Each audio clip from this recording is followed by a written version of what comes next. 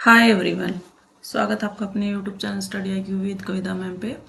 Guys, जैसे कि आपको जानते ही हैं कि हमारी एसएसटी की सीटेट एसएसटी की सीरीज चली हुई है। आज हम हिस्ट्री का एनसीईआरटी की बुक है 6 स्टैंडर्ड की।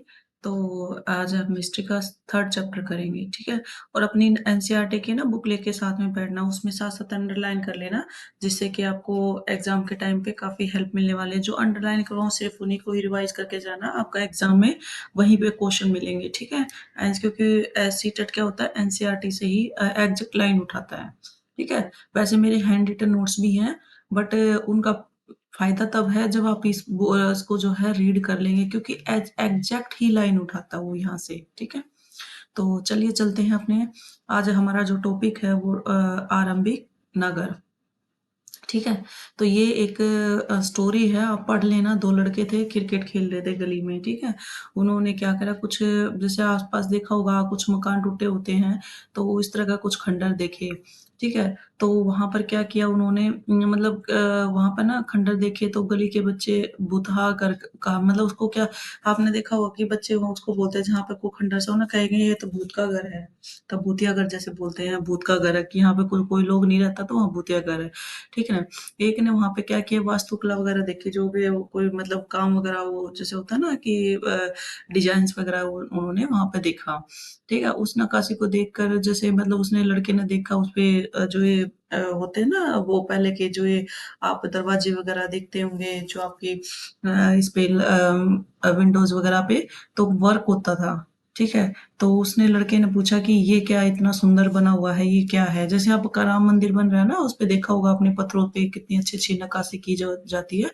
तो उसी के बारे में बात कर रहा था, ठीक है। तो आज हम बात करते हैं मतलब हड़प्पा की कहानी।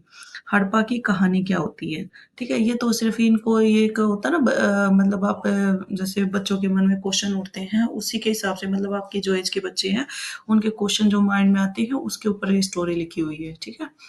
तो अभी चलते हैं। अक्सर पुरानी इमारत अपनी कहानी बताती है। लगभग 150 साल पहले जब पंजाब में पहली बार रेलवे लाइन बिछाई गई थी, तो इस काम में जुटे इंजीनियरों को अचानक हड़प्पा पूरा स्थल मिला था, जो आधुनिक पाकिस्तान में था। इसमें क्वेश्चन बनेंगे तो ध्यान से पढ़ना, जो मैं अंडरलाइन कराऊंगी सिर्फ उन्हीं को अपना क्या अंडरलाइन करना है, ठीक है।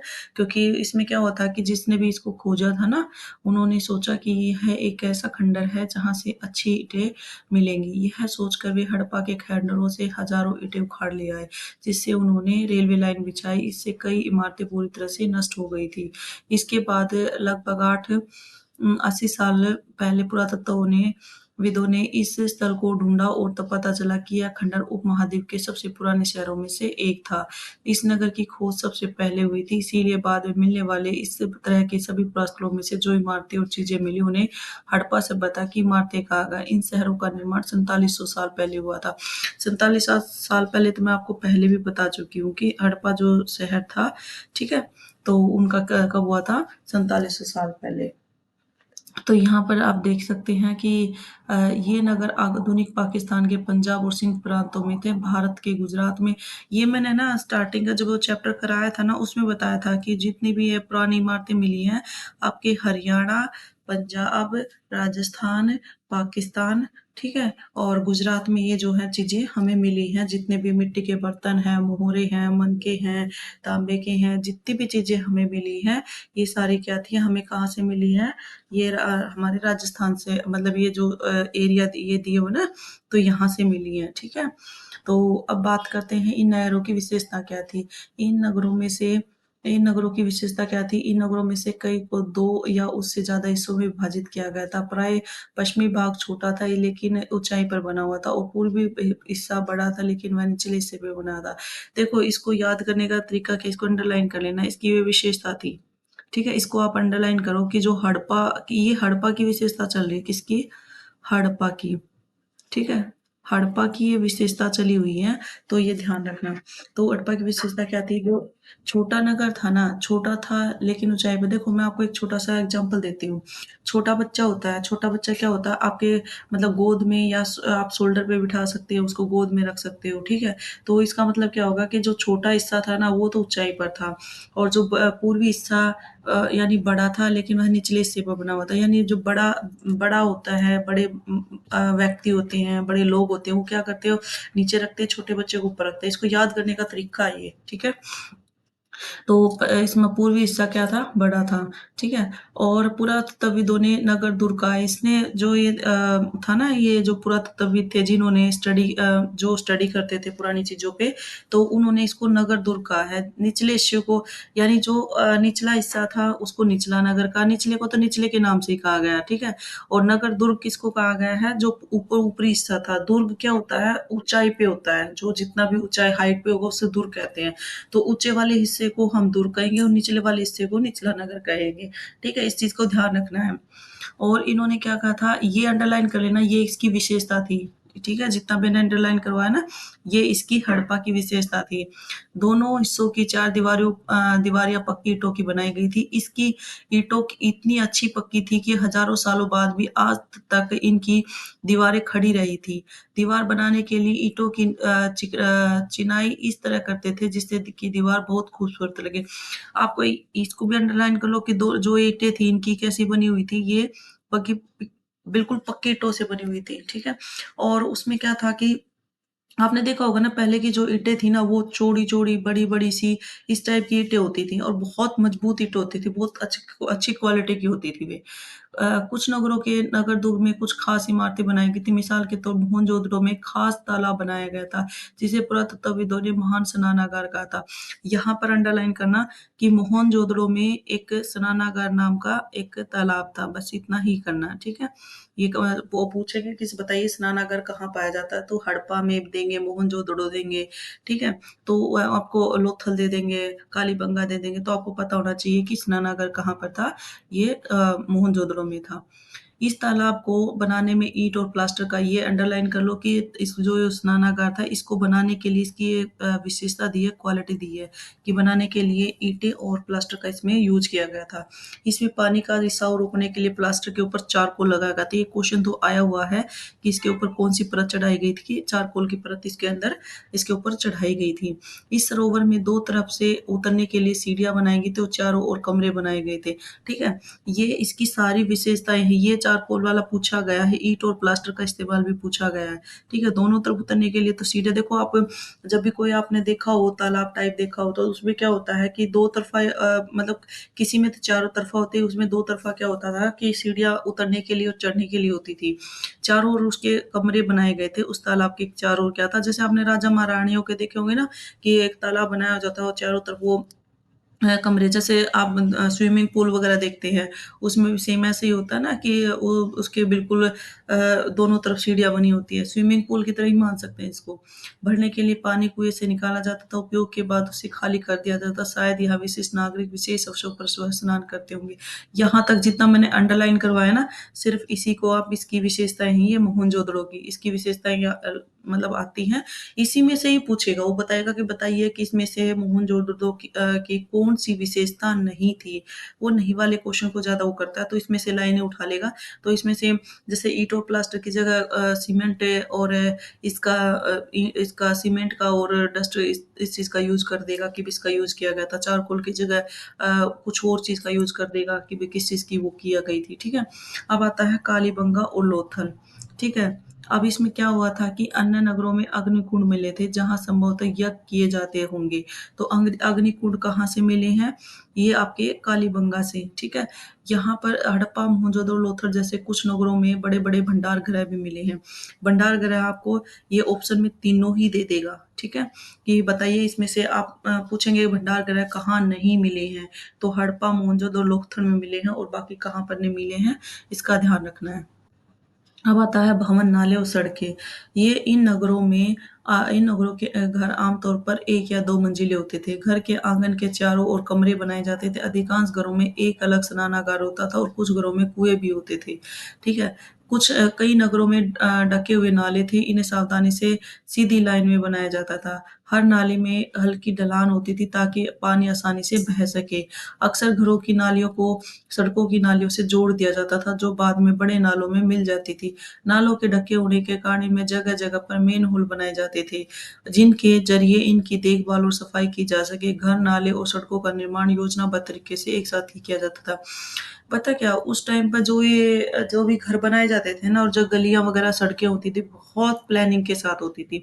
बहुत अच्छी तरह से बनाए होते थे कि ऐसा नहीं था कि जैसे कहीं कीचड़ है, कहीं पानी रुका हुआ है, कहीं नहीं। उनका बिल्कुल पानी का जो वो था ना, यानी पानी की सुविधा है, पानी का वो इवन वो बारिश का पानी भी जो है स्टोर करके रखते थे। वो मतलब इस तरह से प्लानिंग से काम करते थे, जो मकान बनाते थे, वो किस तरह के मकान बनाते थे, 2 मंजिल मकान होते थे उनके, ठीक है? और उनके जो आँगन था ना, आपने देखा होगा कभी साउथ इंडियन कभी आप मूवी वगैरह देखते हो, उसमें देखते होंगे कि आँगन के जो बीच में खाली एरिया होता है, उसके चारों तरफ मतलब कमरे बने होते हैं। तो वो क्या होते हैं, उसी तरह के जो है कमरे बनाए जाते थे, यानी बीच में आंगन होता था, चारों तरफ कमरे बनाए जाते थे। और अधिकांश घरों में एक अलग से स्नानागार होता था, और कुओं में कुछ घरों में कुएं भी होते थे। आपने पुरानी कभी मूवीज वगैरह देखी हो, या कभी कोई ऐसी कोई वीडियो वगैरह देखी हो जिसमें मतलब कुआं होता था घर के अंदर, है ना, कुआं बनाते ताकि बाहर से उनको पानी वगैरह ना लाना पड़े, ठीक है? और कई नगरों में ढके हुए नाले होते थे, इन्हें सावधानी से सीधी लाइन में बनाया जाता था। हर नाली में हल्की ढलान होती थी ताकि पानी आसानी से बह सके। ठीक है? तो ये इसकी ना विशेषता दी गई है कि भई ये मतलब क्या-क्या चीज़ें वो किस तरह से नगरों की उसमें पूछता है, इसको आप है ना 1-2 बार रीड ज़रूर करना। क्यों पूछता है कि बताइए वहाँ की जो नालियाँ थी, सड़कें थे, और वो किस तरह से उनको बनाते थे। तो इसमें देखो, नगरों में जो ढके हुए नाले होते थे, पहली बात तो ये मतलब जैसे आजकल आप सीवर बोल देते हैं ना, तो उस टाइम पे क्या होते थे, ढके हुए थे, ओपन नहीं होते थे। और इन्हें सीधी लाइन में इन्हें जो है स्ट्रेट लाइन में बनाया जाता था। ये नहीं कि मतलब आड़े-तिरछे, जैसे आजकल आप उसमें देखते हो, गाँव वगैरह में देखते हैं ओपन होते हैं, मच्छर-मक्खी वगैरह इस तरह का मतलब उन्होंने कोई वो नहीं कर रखा था, वो कवर रहता था। हर नाली में हल्की ढलान होती थी ताकि पानी, यानी उसको क्या करते थे, नाली को ना ऐसे बिल्कुल स्लाइडिंग में बनाते थे कि ढलान के उससे, ताकि पानी ना रुके उसमें, ठीक है? और अक्सर घरों की नालियों को सड़कों की नालियों से जो, यानी जो घर की नालियाँ होती थी ना, उसको क्या करते थे, घर की आपने देखा कि अपने जो घर की नालियाँ वगैरह, जैसे आपने देखा हो जैसे अभी सिटीज़ में देखते हैं आप, सारा जो नाली का घर की नालियाँ, वो सारी सीवर में उसकी सीवर में उसका कनेक्शन करते हैं ताकि सारा पानी जो है उसमें सीवर में जाए। तो इसी तरह वो बनाते थे, जो बाद में बड़े नालों में मिल जाती थी। नालों के ढके होने के कारण में जगह-जगह मेन होल बनाए जाते। मेन होल मतलब जैसे आपने देखा होगा सीवर है, उसमें आप जगह-जगह देखते होंगे उसका होल बनाया जाता है ताकि उसमें टाइम टू टाइम क्या है, सफाई की जाए, ठीक है? देखभाल और सफाई कीजिए। आप है ना, जब भी इसकी बात करें ना, इसकी भवन, नाले और सड़कें की, तो आज के जो आप सीवर देख रहे होंगे ना, सिर्फ़ प्रैक्टिकल लाइफ़ में उस सीवर को ध्यान में रखना माइंड में। क्योंकि आप है ना, आपका क्वेश्चन बिल्कुल गलत नहीं होगा। आपके सीवर कवर होते हैं, जगह-जगह होल होते हैं। आपके घर के जो पाइप है वो सीधा डायरेक्ट जो है, आपका घर के बाहर गली है, रोड है, उससे कनेक्ट होते हैं। तो ठीक है, सारे ये चीज़ बिल्कुल सारा माइंड में रखना। होल क्यों है वो, जगह-जगह मेन होल क्यों बनाया जाता है? क्योंकि उनकी सफाई और देखभाल की जा सके। तो यहाँ सीवरों में भी ऐसे ही देखते हैं कि जगह-जगह जो है वो टाइम टू टाइम उनकी सफाई करते हैं। बिल्कुल सीवर जो आज के टाइम में जो सीवर बनाए जाते थे, तो उस टाइम पे ये इस तरह की सुविधा करते हैं। आप सोच सकते हैं कि जो सीवर आज बनाए जा रहे हैं, वो उस टाइम पे मतलब कितने सालों पहले ये चीज़ें पहले बना चुके थे, ठीक है? अब उनका नगरीय जीवन क्या था? नगरीय जीवन से भी क्वेश्चन पूछा जाता है, तो ध्यान से देखिए। हड़प्पा के नगरों में बड़ी हलचल रहा करती थी। यहाँ पर ऐसे लोग रहते होंगे जो नगर की खास इमारतें बनाने की योजना में जुटे रहते होंगे। ये संभवतः यहाँ के शासक थे। यह भी संभव है कि ये शासक लोगों को मेज कर दूर-दूर से धातु, बहुमूल्य पत्थर और अन्य उपयोगी चीज़ें मंगवाते थे। आपको पता है, यहाँ पर इस चीज़ का ध्यान रखना, वो पूछेंगे कि वहाँ की जो नगरीय व्यवस्था थी उनकी, वो मतलब क्या व्यापार करना जानते थे? बिल्कुल जानते थे। अब देखो ये क्या कह रहा है, वो व्यापार का यूज़ करेगा, वो ये नहीं कहेगा कि वो जो है वस्तुएँ, धातुएँ वस्तुएँ, पत्थर और ये चीज़ें मँगवाते थे। कई बार क्या करता है, वो इसका यूज़ ना करवा कर वो कहेगा, क्या व्यापारी व्यापार करना जानते थे? बिल्कुल, हड़प्पा लोग जो थे, वो जो हड़प्पाई थे, वो व्यापार करना जानते थे। वो चीज़ों का लेन-देन जानते थे, ठीक है? लेन-देन करना जानते थे, तो उनको व्यापार करना आता था, इस चीज़ का ध्यान रखना। शायद शासक लोग खूबसूरत मनकों और सोने-चांदी से बने आभूषणों जैसी कीमती चीज़ों को अपने पास रखते होंगे। ये देखो सोने-चांदी की बात कर रहा है, ये कहता है कि जो मनके थे और सोने-चांदी के बने आभूषण कीमती चीज़ों को अपने पास रखते थे, जो शासक लोग थे। आज भी आप देखो जो आप अगर कहीं पे जहाँ पे मतलब राजा का जो शासन होता है, अगर आप उससे देखेंगे ना, तो आप पाएँगे कि उसका जो लाइफ़स्टाइल है वो मतलब आज के जो राजा महाराजा है ना, उसके लाइफ़स्टाइल से आप उसको कनेक्ट करके देखना। बहुत सारी चीज़ें ऐसी हैं जो आप प्रैक्टिकल लाइफ़ से ज़्यादा मतलब सीख सकते हैं क्योंकि माइंड में क्या होगा कि आप अगर प्रैक्टिकल लाइफ़ को रखेंगे ना, तो उससे आपको क्या होगा रट्टाफिकेशन नहीं करनी पड़े क्योंकि ल रट्टा क्या होता है कुछ टाइम के लिए काम आता है, उसके बाद आप भूल जाते हो। तो ये जो शासक लोग थे ना क्योंकि देखो शासक क्या होगा वो अमीर होगा, ठीक है? जब शासक ही हो गया तो वो अमीर होगा तो उसके पास ज़ाहिर-सी बात है जो सोने-चांदी, आभूषण वगैरह ये सब कुछ मिलेंगे, ठीक है ना? बहुत सारी कीमती चीज़ें मिलेंगी उनके पास। इन नगरों में लिख-पीख भी होते थे जो मोहरों पर जो लिखते थे। हाँ, ये वाला डबल अंडरलाइन करना। ये क्या होते थे हड़प्पा के लोगों के पास लिपिक होते थे जो मोहरों पर जो है लिखते थे, जो उनकी मोहरें होती थी ना, जैसे आज आप देखते होंगे आपने कॉइन देखा है, कॉइन पे आपके जिस भी कंट्री का कॉइन होगा तो उसकी वो स्टैम्प होती है ना कि ये इंडिया का है, ये मतलब ये ₹1 का है, इंडिया का है, उसपे आपका अशोक स्तंभ वगैरह है, आपके जो लोयन के वो 3 फेसेस हैं, मतलब ये चीज़ें आपकी लैंग्वेज वगैरह है, तो कितनी लैंग्वेज उसमें मतलब यूज़ की गई है। तो ये चीज़ें आपकी क्या होता था उस टाइम पे भी वो क्या करते थे, जितनी भी अब उसके मुहरे का मतलब होता है जो उनकी करेंसी होती थी, उसको क्या करते थे वे उस पे लिखते थे, ठीक है? और शायद अन्य चीज़ों पर भी लिखते होंगे जो बच नहीं पाई होंगी। तो मुहरे का मतलब होता है ये आप अंडरलाइन करना ये पूछता है कि जो हड़प्पा लोगों के पास क्या लिपिक होते थे, वो मुहरों पर लिखने के लिए कौन लिखते थे? लिपिक लिखते थे। इसके अलावा नगरों में शिल्पकार स्त्री-पुरुष भी रहते थे जो अपने घरों और किसी उद्योग स्थल पर तरह-तरह की चीज़ें बनाते होंगे। लोग लंबी यात्राएँ भी करते होंगे और वहाँ से उपयोगी वस्तुएँ लाते होंगे। साथ ही लाते थे सुदूर देशों की किस्से कहानियाँ, मिट्टी से बने कई खिलौने भी मिले हैं जिनसे बच्चे खेलते होंगे। देखो, आपको उनको व्यापार करना आता था। व्यापार के लिए क्या होता था कुछ मतलब लोग इधर-उधर आते-जाते थे। ठीक है? ये चीज़ें आज भी हैं। आपने देखा होगा कि जो हाथ से चीज़ें बनाते हैं, सपोज़ करो जो मिट्टी के बर्तन बनाते हैं, मिट्टी की चीज़ें बनाते हैं, ठीक है? तो वो क्या करते थे अपनी चीज़ों को बेचने के लिए एक स्थान से दूसरे स्थान पर जाते थे, ठीक है? उसमें उद्योग स्थल का मतलब क्या होता है कि वो अपना जैसे आप व्यापार मेला वाला देखा है ना, तो अपनी चीज़ों को ले जाकर दूसरी जगह पे जो है किसी दूसरी मार्केट में जाके लगाना और यात्राएँ करते थे। यानी वहाँ पर देखो एक स्थान से दूसरे स्थान पर आप कभी गए होंगे, आपने देखा होगा कि आप घूमने जाते हैं, वहाँ की जो आप कल्चर को, वहाँ की जगह से जो आप नई चीज़ें सीखते हैं, तो वो क्या होता है आप आके उनको डिस्कस करते हैं, एक्सप्लेन करते हैं अपने फ्रेंड्स में, अपने बड़ों में, अपने फैमिलीज़ में, अपने रिश्तेदारों में, तो डिस्कस करते हैं कि भई वहाँ पर हमने देखो ऐसा किया था। तो सेम माइंड में ना अपनी प्रैक्टिकल लाइफ़ को ज़रूर लेके चलना, जिससे कि आपको ईज़ी हो जाएगा कि वहाँ के लोगों का रहन-सहन और यहाँ के लोग मतलब आज के में क्या डिफरेंसेस हैं, ठीक है? तो वहाँ के वो लोग कैसे रहते थे, कैसे अपनी मतलब जीवन यापन करते थे। ये देखो मोहनजोदड़ो का बनाया हुआ है, इस तरह से वो गलियाँ बनाते थे इस तरह से, ठीक है? इस तरह से घर होते थे और देखो कितनी चौड़ी-चौड़ी ये जो इनकी ईंटें होती थी, काफ़ी चौड़ी ईंटें होती थी इनकी, ठीक है? मोहनजोदड़ो की एक सड़क और उसमें बना नाला, ये जो है नाला बना हुआ है और ये मतलब ये देखो, ये मोहनजोदड़ो है, ये नाला बना हुआ है ये वाला, ठीक है? ये कुआँ है। ठीक है? तो ये मोहरे इस तरह की मोहरे आपने देखा होगा ना छोटे-छोटे कहीं जाते हैं तो हाथी, घोड़े वगैरह इस तरह के जो है बनाए जाते हैं। तो ये मिट्टी के बर्तन बनाए गए हैं, ठीक है? तो नगर और नए शिल्प की बात करता है। नगर और नए शिल्प क्या होते हैं?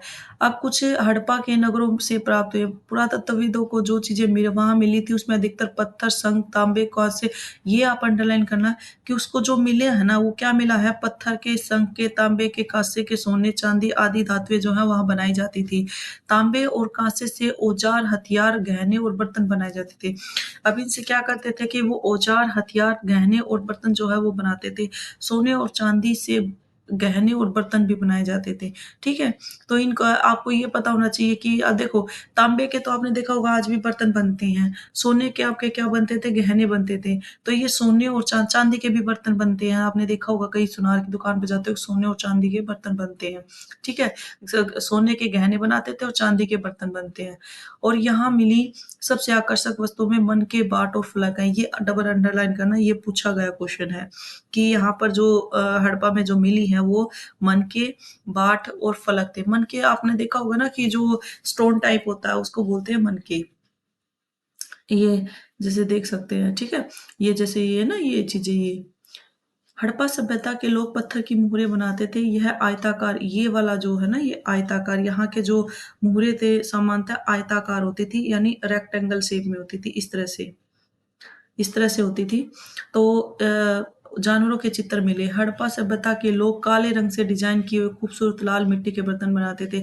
ये चीजें ना आज के बर्तनों को आप देखना एक बार, अगर कभी आप मार्केट में जाओ तो मिट्टी के बर्तन कभी आपने घर में मटका वगैरह देखा होगा जो ठंडे पानी के लिए यूज करते हैं, तो उसको देखना एक बार। उसमें क्या होता है काला कलर से उसको जो है उसको अच्छे से लाल या काले कलर से होकर के, या तो लाल कलर करेंगे तो उसके ऊपर मिट्टी जो ये होता है ना ब्लैक कलर, उससे क्या करते हैं डिजाइन्स करते हैं। तो सेम वो आज भी होता है, वो पहले भी होता था, ठीक है? वही सेम चीज़ आप कई कई चीज़ें ना हिस्ट्री को क्या हुआ कि आप एक स्टोरी टेलिंग में और साथ में अपनी प्रैक्टिकल लाइफ से कि पहले क्या होता था और आज क्या होता था।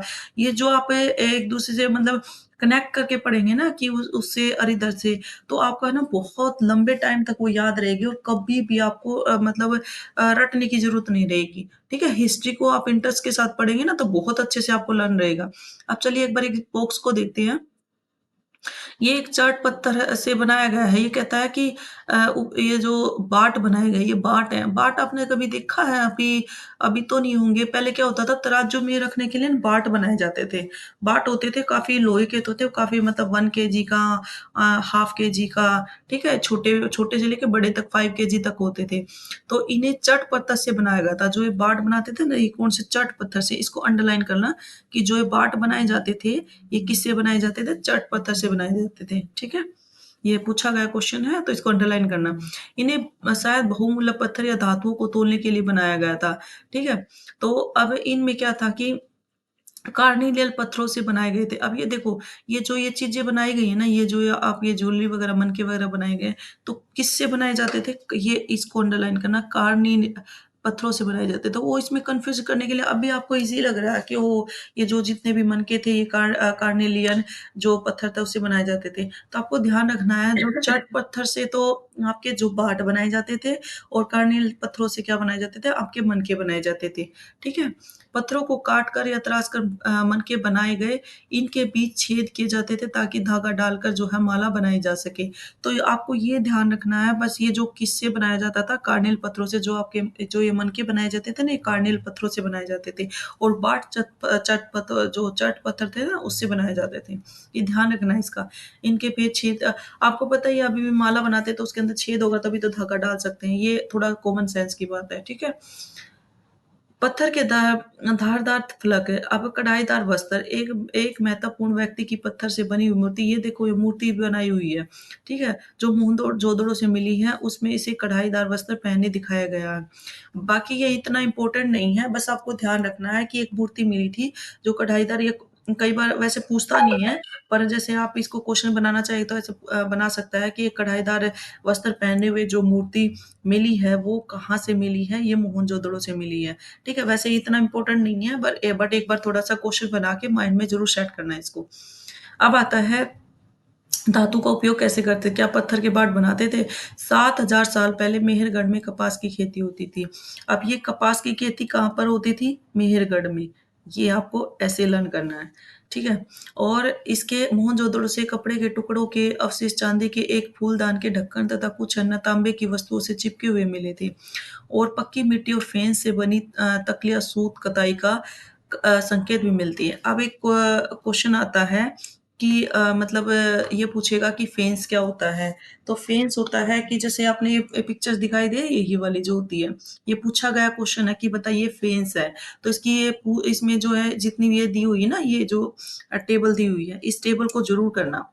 जैसे पत्थर और शंख प्राकृतिक तौर पर पाए जाते हैं। जो ये आपने देखा होगा कभी आप समुद्र वगैरह में उसमें गए होंगे या कहीं आपने रेतीली जैसे होता है ना कि रेतीली जगह है, ऐसी जगह पे ना शंख मिलते हैं। छोटे-छोटे बच्चे काफ़ी इससे खेलते थे कि शंख मिला इस तरह से। तो ये क्या होता था कि पत्थर और प्राकृतिक तौर पर जो प्राकृतिक तौर पर मतलब कहीं पर आपकी नदियाँ हैं, रिवर्स वगैरह हैं, वहाँ पर मिलते थे। लेकिन फेन्स को कृत्रिम रूप से तैयार किया जाता था। फेन्स क्या होता है, इसे कृत्रिम रूप से तैयार किया जाता था ये वाला, ये जो दिखाई दे रहा, यानी शंख की तरह होता है, जैसे शंख होता है। बालू और स्फटिक पत्थरों के चूर्ण को गोंद में मिलाकर उनमें से वस्तुएँ बनाई जाती थी। ये कैसे बनता था? ये बालू और स्फटिक पत्थर पत्थर जो थे ना, उनसे उनमें जो वस्तुएँ बनाई जाती थी ना गोंद में मिलाकर, उनसे बनाया जाता था। उसके बाद उन वस्तुओं पर एक चिकनी परत चढ़ाई जाती थी। इस चिकनी परत के रंग प्राय नीले और हल्के समुद्री रंग के होते थे। ठीक है? तो इसका काम क्या था कि ये क्या करते थे कि जो चिकनी परत थी ना, उस पे नीले रंग और हल्के समुद्री मतलब हल्का जो समुद्री हरा कलर होता है ना, उससे ये जो है परत से इसको बनाया जाता था। फेन्स का काम क्या होता था? फेन्स से हम क्या करते थे, या तो हम मनके बना सकते थे या चूड़ियाँ बना सकते थे, बाले या जैसे छोटे बर्तन जो है हम इनसे बना सकते थे। आपने देखा होगा ना सीप, सुनी है सीप क्या होता है? जो सीप से क्या होता है आपने देखा होगा गुजरात और राजस्थान में क्या करते थे, ये सीप का काफ़ी यूज़ किया गया। सीप से चूड़ियाँ बनाते थे और आपको पता ही ये जो पूछते हैं कि काली चूड़ियाँ कहाँ से मिली हैं, ये चूड़ियाँ कहाँ से मिलती हैं, तो ये कालीबंगा से मिलती है क्योंकि राजस्थान और गुजरात में क्या होता था, ये चीज़ें वहाँ पाई जाती हैं। तो आपको इसका ध्यान रखना फेन्स क्या होता है, वेरी इंपॉर्टेंट पे इसको टिक कर लो, इसमें से क्वेश्चन आता है। इनमें से अधिकांश वस्तुओं का निर्माण विशेषज्ञों ने किया था। विशेषज्ञ उसे कहते हैं जो किसी खास चीज़ को बनाने के लिए खास प्रशिक्षण लेता है। देखो, कुछ चीज़ें है ना समझ की होती है, अंडरस्टैंडिंग बेस होती है। जैसे इसमें लिखा विशेषज्ञ। विशेष कौन होता है? जिसको किसी चीज़ में मतलब दक्षता हासिल हो, कोई माहिर होता है किसी चीज़ को। तो अगर आपको ये नहीं भी आता होगा ना, तो ये चीज़ आप बिल्कुल कॉमन सेंस के साथ कर सकते हैं। यानी जो किसी खास चीज़ को बनाने के लिए प्रशिक्षण लेता था। यानी ट्रेनिंग लेता था, कोई ख़ास चीज़ को बनाने के लिए क्या करता था, ट्रेनिंग लेता था। अगर आपको नहीं भी आता ना, तो कुछ चीज़ें ना लॉजिक बेस होती हैं। इसमें विशेष का मतलब होता है कोई स्पेशल, स्पेशल और इसमें आपको कन्फ्यूज़ किस चीज़ में होंगे, प्रशिक्षण लेता था। विशेष का मतलब तो वैसे तो कोई ख़ास होता है कि जो किसी चीज़ में दक्षता हासिल हो, लेकिन ये प्रशिक्षण क्या करता था, किसी चीज़ को बनाने के लिए प्रशिक्षण लेता था, इसका ध्यान रखना बस। पत्थर तराशने, मन के चमकाना, फिर मोहरों पर पच्चीकारी करना आदि, ये काम इसका विशेषज्ञ का होता था। ये इसकी क्वालिटी थी, इसकी विशेषता थी कि ये क्या करता था, पत्थर को तराशता था, मन के बनाता था और मोहरों पर पच्चीकारी करता था।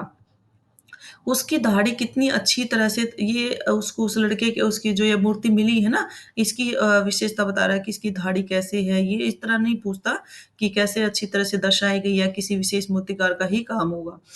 हर व्यक्ति विशेषज्ञ नहीं हो सकता। हमें यह पता नहीं है कि क्या सिर्फ़ पुरुष ही ऐसे कामों में प्रशिक्षण लेते थे या फिर महिला भी इसमें जो है शामिल थी। शायद कुछ महिलाएँ पुरुष दोनों ही काम में होंगे।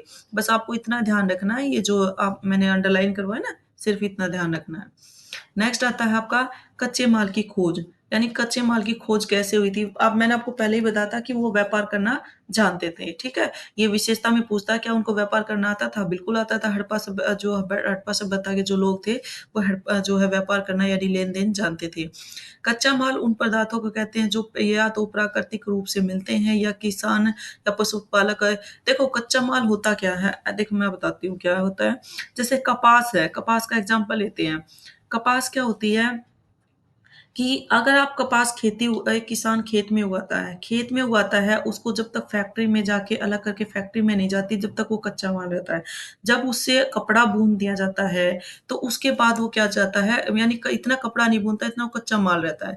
अब ये कहता है किसान या पशुपालक, पशुपालक के द्वारा देखो, आप कच्चा माल जैसे पशुओं द्वारा आप देखते होंगे मिल्क है जो आप मिल्क वगैरह जाता है, मार्केट में जाता है या जैसे पशुओं से बात करें तो भेड़ होती हैं, भेड़ की जो वो होते हैं ना, ये जो बाल वगैरह, हेयर वगैरह होते हैं, उनसे आपको पता ही है शॉल वगैरह ये बनाए जाते हैं, गर्म कपड़े बनाए जाते हैं।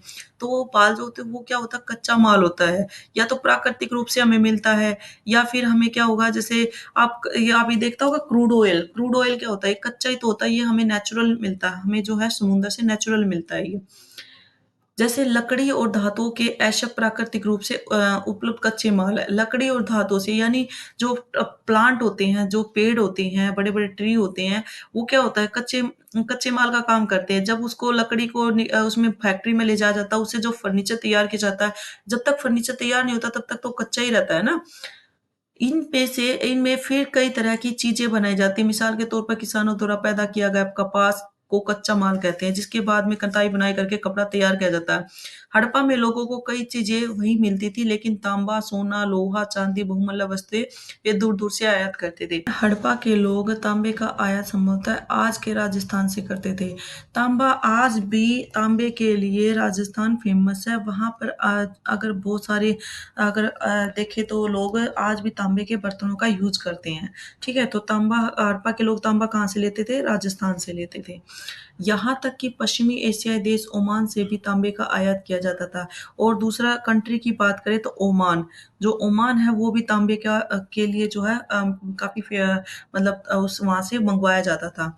काँसा बनाने के लिए तांबे के साथ मिलाई वाली धातु टीन, ये क्वेश्चन आया हुआ है कि काँसे बताइए कि काँसे के साथ कौन-सी धातु जो है मिलाकर वो तांबा बनाया जाता है, ठीक है? काँसे में अगर टीन मिला देंगे तो वो क्या बन जाएगा? तांबा में बन जाएगा।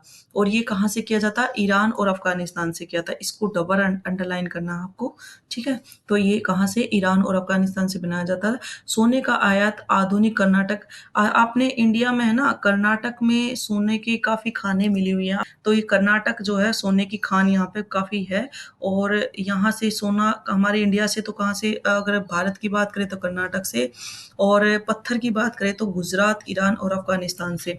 आपको मैंने पहले भी, इससे पहले के चैप्टर में ही बताया है, ये चीज़ें है ना, आप जैसे क्या करें, जैसे ब्लैंक पेज होता है, तो आप इसको ना यहाँ पर लिख लें साइड में।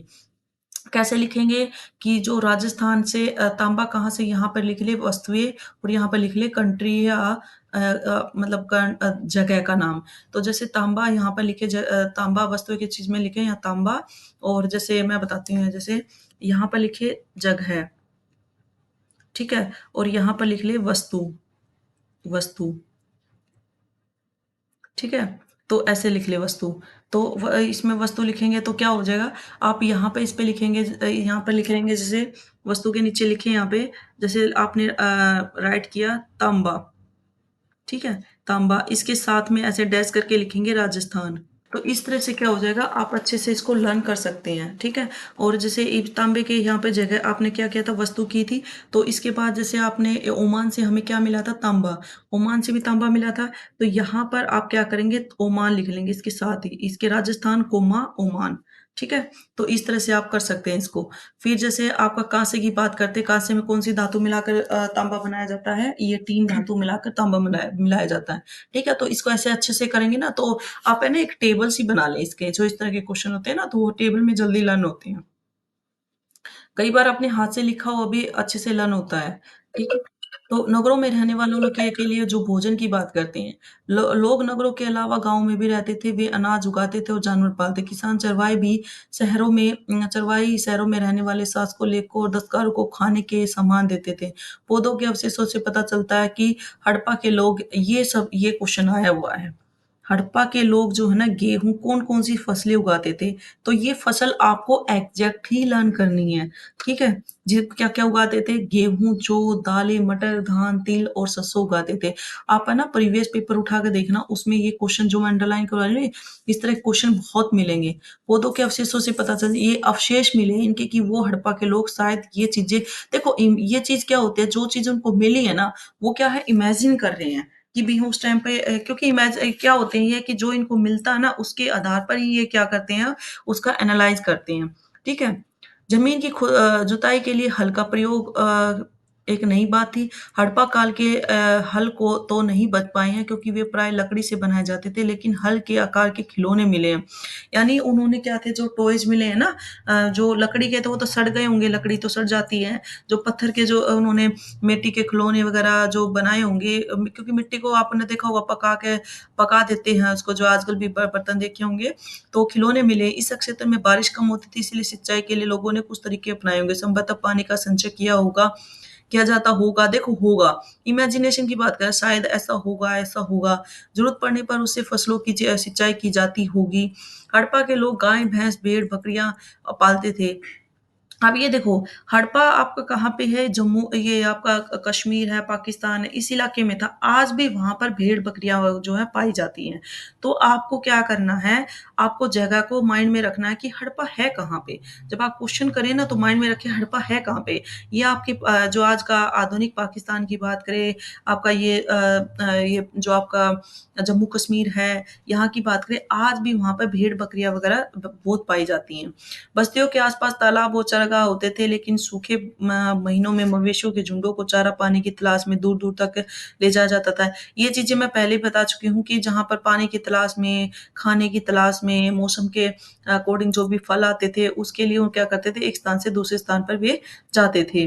वे बेर जैसे फसलों को इकट्ठा करते थे, मछलियाँ पकड़ते थे, और हिरण जैसे जानवरों का शिकार करते थे। ठीक है? वो क्या करते थे, बेर। जो चीज़ें उनको मिलती चली गई ना, उसके आधार पर उन्होंने क्या किया, इमेजिनेशन करके बताया कि वो चीज़ें ये क्या करते थे, यूज़ करते थे। ठीक है? तो ये क्या करते थे, ये अनाज उगाते थे, जानवर पालते थे, किसान और चरवाहे ही शहरों में रहने वाले शासक। देखो, जो गाँव में थे ना, वो गाँव वाले क्या करते थे, शहर वालों को क्या करते थे, चीज़ें, जो शासक थे, लेखक थे और दस्तकार, उनको सामान पहुँचाते थे वे। क्या पहुँचाते थे? सामान पहुँचाते, आज भी देखा होगा, आज तो क्या होता है, मार्केट में सामान पहुँच जाता है, मार्केट से आप परचेज़ कर लेते थे। लेकिन किसान और चरवाहे क्या करते थे, वो सामान उसको उसमें वहाँ पे पहुँचाते थे। ठीक है? चीज़ों को एक जगह से दूसरे, ये मतलब यातायात के लिए किन साधनों का प्रयोग करते थे, तो ये चीज़ें इन्होंने मतलब इसके अंदर दी गई हैं, ठीक है? ये बच्चों का एक खिलौने का हल है, टॉय टॉय हल बोल सकते हैं, जिसे आजकल आप मार्केट में देखते हैं। गुजरात में हड़प्पा-कालीन नगर का सूक्ष्म निरीक्षण। तो गुजरात में क्या था? अब गुजरात में कच्छ को जानते होंगे ना, कच्छ है गुजरात में। तो कच्छ इलाके में खदीर बेत के किनारे धोलावीरा नगर पड़ता है। ये धो पहली बात तो ये आपको पता होना चाहिए कि धोलावीरा नगर है कहाँ पे, ये गुजरात में है। ठीक है? गुजरात में रहा है। वहाँ साफ पानी मिलता था, ज़मीन उपजाऊ थी। जहाँ हड़प्पा सभ्यता के कई नगर 2 भागों में विभक्त थे, वहीं धोलावीरा नगर जो को 3 भागों में। देखो, हड़प्पा तो 2 भागों में था। कितने भागों में था? 2 भागों में था। ये पूछ लेता है, अगर डिफरेंशिएट करवाना हो ना, तो जब पूछता है कि हड़प्पा सभ्यता जो थी, वो कितने नगरों में विभाजित थी, और धोलावीरा 3 भागों में विभाजित थी। कितने भागों में विभाजित थी? 3 भागों में विभाजित थी। इसके हर हिस्से के चारों ओर पत्थर की ऊँची-ऊँची दीवारें बनाई हुई थी। इसके अंदर जाने के लिए बड़े-बड़े प्रवेश द्वार थे। इस नगर में खुला मैदान भी था, जहाँ सार्वजनिक कार्यक्रम आयोजित किए जाते थे। देखो, ये ना आप जैसे चौपाल वगैरह बोलते हैं ना, जैसे चौपाल होती है गाँव में, गाँव के बीचों-बीच अगर खुला एरिया है, तो कई बार अगर वहाँ पे पंचायत वगैरह बिठानी हो, तो वहाँ क्या करते थे, बड़े-बड़े सार्वजनिक कार्यक्रम होते थे, जो खुला एरिया होता था उनका, खुला मैदान होता था, ठीक है? और दीवारें क्या थी, इनकी बहुत बड़ी-बड़ी दीवारें बनी होती हैं। किसकी बात कर रहा है? ये धोलावीरा की बात कर रहा है, ठीक है? धोलावीरा की विशेषताएँ ये। यहाँ मिले कुछ अवशेषों में हड़प्पा लिपि के बड़े-बड़े अक्षरों को पत्थरों में खुदा पाया गया है। इन अभिलेखों को संभवतः लकड़ी में जड़ा गया था। यह एक अनोखा अवशेष है क्योंकि आमतौर पर हड़प्पा के लेख मुहर जैसी छोटी वस्तुओं में पाए जाते थे। गुजरात की खंबात की खाड़ी में मिलने वाली साबरमती की एक उपनदी के किनारे बसा लोथल। अब ये बात कर रहा है यहाँ पर लोथल। ये लोथल और धोलावीरा, ये दोनों के दोनों कहाँ पर है? गुजरात में है। ठीक है? लोथल और धोलावीरा, ये दोनों कहाँ पर है? गुजरात के अंदर है, ये ध्यान रखना आपको। और ये कहाँ, लोथल कहाँ पर है?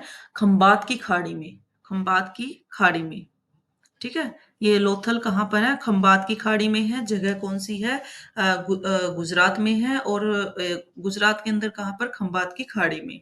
जो क्वेश्चन जैसे पूछा जाता है ना, वैसे ही मैं आपको अंडरलाइन करवा रही हूँ, ठीक है? ये मत सोचना कि बीच का जैसे ये चीज़ें थी, ये बीच का ये नहीं करवाया, ये इतना नहीं पूछा जाता। ऐसे स्थान पर बसा था जहाँ कीमती पत्थर जैसे कच्चा माल आसानी से मिल जाते हैं। यह पत्थरों, शंखों, धातुओं से बनाई गई चीज़ों का एक महत्वपूर्ण केंद्र है। यहाँ पर जो है ना पत्थर, देखो गुजरात और राजस्थान, यहाँ सिमिलरिटी मिलेगी बहुत ज़्यादा, ठीक है? बस एक थोड़ा लैंग्वेज का है, बाकी पहनावा आप देख सकते हैं मोस्टली गुजरात और राजस्थान में जो है, अगर आप बॉर्डर पे देखें इनके तो सिमिलर है इनका, ठीक है? इस नगर में एक भंडार गृह भी था। इस भंडार गृह से कई मोहरे और मुद्रांकन या मुहरबंदी गीली मिट्टी पर दबाने से बनी उसकी छाप। ये क्वेश्चन आया हुआ है कि बताइए मुहरबंदी, मुद्रांकन या मुहरबंदी क्या होता है? तो ये आपका गीली मिट्टी और दबाने से बनी छाप है। ठीक है? वो पूछेगा बताइए मुहरबंदी। देखो मुहरबंदी, मुहुर, मोहर, ये एक क्या होता था, एक सपोज करो एक थैला है। ये इस तरह का थैला है, ठीक है? इस तरह का ये थैला है। इस थैले पर क्या करते थे, इसको यहाँ से बंद करके ना ऊपर से मिट्टी लगा देती थी। मिट्टी लगा दी जाती थी यहाँ से, बहुत माइंडेड बंदे थे ये। ये क्या करते थे, मिट्टी लगाकर उसके ऊपर क्या करते थे, गिल्ली मिट्टी पर छाप बना देते थे। छाप बनाते थे तो क्या होता था कि वो यहाँ पर छाप बना दी, तो छाप बनाए पीछे गीली मिट्टी पे छाप बन गई थी। तो ये जहाँ पर भी सामान पहुँचाते थे ना, तो उससे आइडिया मिल जाता था कि भई ये सामान इन्होंने मतलब वहाँ पहुँचाया है। अगर ये टूट गया, ये जो गीली मिट्टी से बना हुआ जो छाप थी ये टूट गई, या इस पे कुछ भी मतलब हल्की-फुल्की भी खरोंच आ गई, दैट मीन्स इन्होंने इस पे छेड़खानी की है। अगर नहीं आई तो ये क्या होता था, बिल्कुल सेफ वहाँ पे सामान पहुँचाए। इतने माइंडेड बंदे थे ये, ठीक है? इस थैले के ऊपर इसका, थैले के अंदर ये सामान है और इसके ऊपर ये मुँह को बंद करके और इस पे गीली मिट्टी लगा दी थी जाती थी, और उस पे क्या किया जाता था, जैसे आजकल आप अगर वो होता है ना मशीन आती है, आप आजकल तो मशीन आती है जिससे वो आपका वो रैपिंग वगैरह हो जाती है। ठीक है? पहले ऐसा नहीं था, पहले वो क्या करते थे, माइंड का यूज़ करते थे, काफ़ी बहुत दिमागदार लोग थे ये। यहाँ पर एक इमारत मिली है जहाँ संभवतः ये मनके बनाने का काम होता था। पत्थर के टुकड़े, अध बने मनके बनाने वाले उपकरण और तैयार मनके भी यहाँ मिलते हैं। यहाँ पर मनके ज़्यादातर क्या होता है, गुजरात और राजस्थान, यहाँ मनके बनाने का काम बहुत ज़्यादा होता था।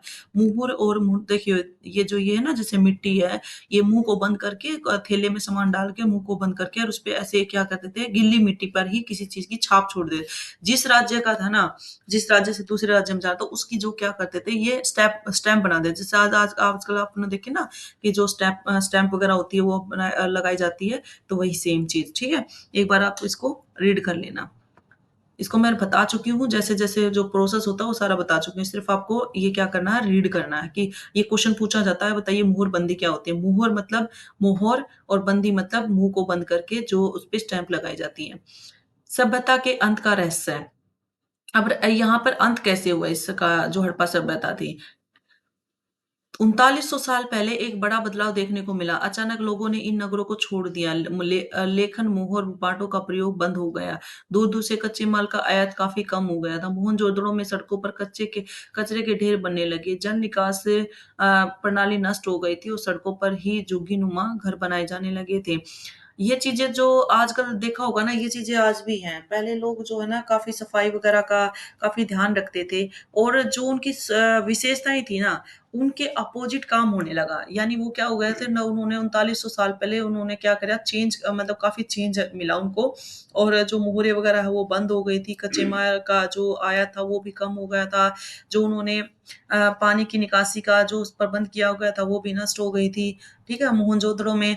और वहाँ पर जो आज भी देखते होंगे रोड के किनारे, आप कहीं जाते इधर-उधर आते-जाते हैं तो रोड के किनारे देखोगे जो झुग्गी वगैरह वो आज भी बनी हुई है।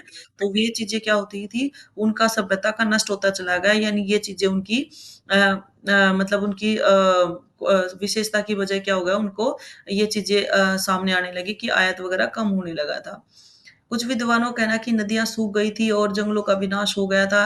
इसका कारण हो सकता है कि ईंट पकाने के लिए ईंधन की ज़रूरत पड़ती होगी।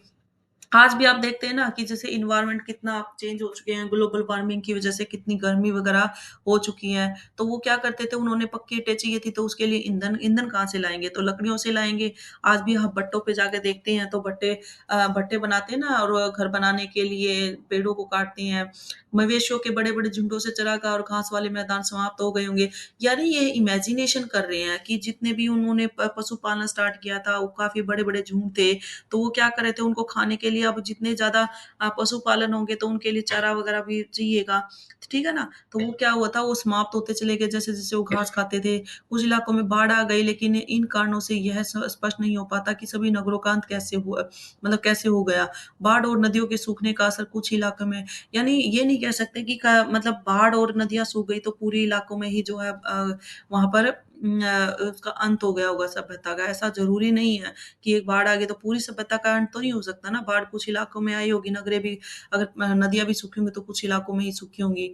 शासकों का नियंत्रण समाप्त हो गया, जो भी हुआ हो, परिवर्तन का असर बिल्कुल साफ दिखाई देता। आधुनिक पाकिस्तान के सिंध और पंजाब की बस्तियां उजड़ गई थी। कई लोग पूर्व और दक्षिण के इलाकों में नई और छोटी बस्तियों में जाकर बस गए थे। ये चीज आज भी देखते हैं, अगर कई चीज कोई सुविधा नहीं मिलती है तो लोग क्या करते हैं, एक जगह से जाकर जहां पर सुविधा उनको मिलती है वहां जाकर वो जो है बसना पसंद करते हैं, क्योंकि उनको फैसिलिटीज वगैरह वहां पर अधिक इजिली प्रोवाइड हो जाती हैं। इसके लगभग 1400 साल बाद नए नगरों का विकास हुआ। इसके बाद तो अब वो ये 3900 साल पहले की बात कर रहा है, ठीक है।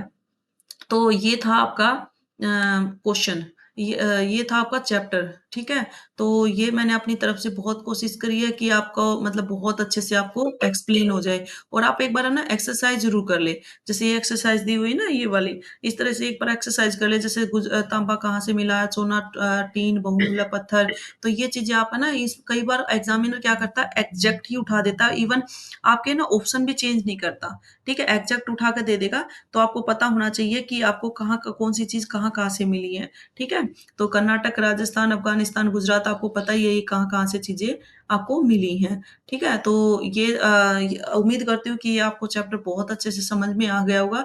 इस चैप्टर में है ना कुछ चीजें तो आपके आज के जैसे आज के अगर आप लाइफ से देखेंगे तो कुछ चीजें आपको आज की सिमिलरिटी मिलेगी, ठीक है। बस फर्क इतना है, डिफरेंस इतना है कि आप क्या करेंगे, आज की जो सीवर है ना उसको माइंड में सेट लेकर चले कि सेम उनकी विशेषताएं थी आपके हड़प्पा सभ्यता की, ठीक है। मोहनजोदड़ो का भी सेम था, बस जो चीज अंडरलाइन करवाने की थी वो मैंने बता दी थी। और इनका अंत, सभ्यता का अंत कैसे, कई बार पूछ लेता है क्वेश्चन, एक बार इसको लर्न जरूर कर ले, यानी जो उनकी विशेषताएं थी ना उनके अपोजिट काम होने लगा, तो इसीलिए उनकी सभ्यता का अंत होने लगा था, ठीक है।